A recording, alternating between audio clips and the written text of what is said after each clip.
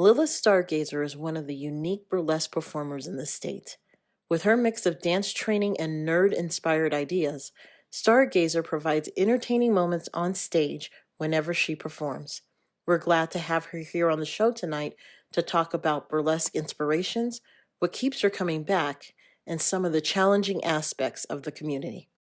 Lilith, thank you for joining us today to talk about what it is you do. So I'm going to start first with, how did you get involved in dance?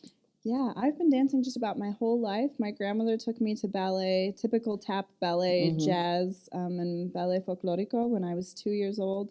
When my dad passed away, I stopped dancing for a little bit, but on and on throughout my life, I've taken hip-hop classes, ballet classes, ballroom classes, belly dance classes, everything. Wow.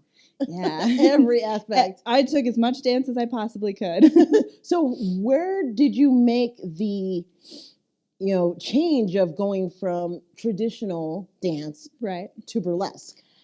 Burlesque came to me in my early 20s, so not that long ago. I saw, when I was 18, an aerial burlesque performance, thought it was beautiful, and said, well, I can't do that, but I can dance, and I can take my clothes off, so I can do the other parts.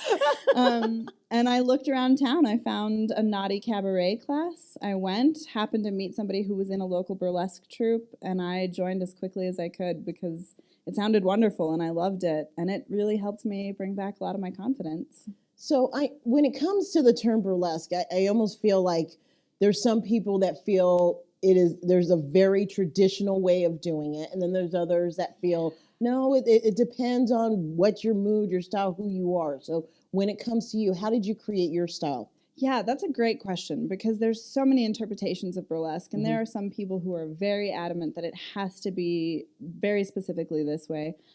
I took a lot of inspiration from some of my favorite performers. One of my all-time favorites, she's local, Mayo Luetta Frenchie.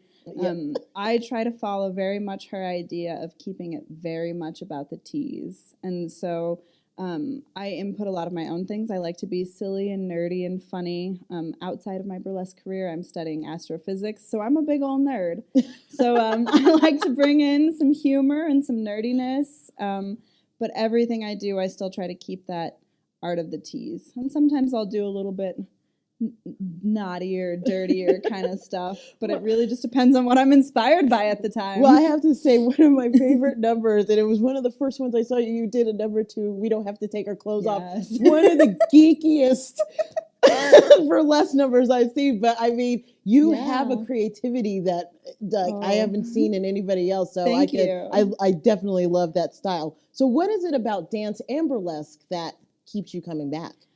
It's just such a fun thing for me. And when I'm doing it myself, I feel happy. I feel empowered. I get to be whoever I really want to be. And I get to express myself in a way that feels comfortable for me. I'm not very good at the visual arts. I can't paint or anything like that. But performing arts is where I shine. And it lets me be who I am. So as a performer here in this town, what do you think is one of the most challenging aspects of being a performer here? I think sometimes it feels really disheartening as if people don't want to pay to come watch us, or if luckily most of the producers who are also burlesque performers are really willing to pay each other.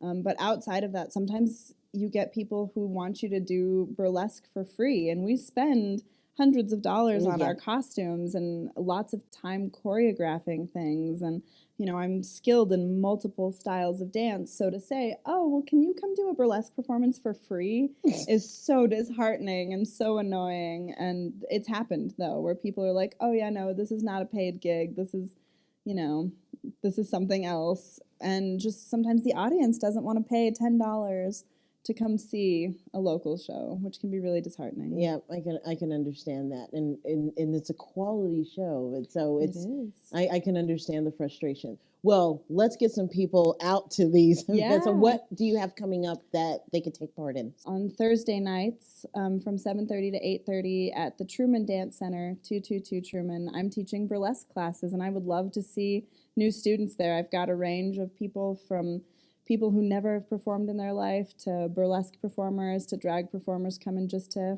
get some knowledge.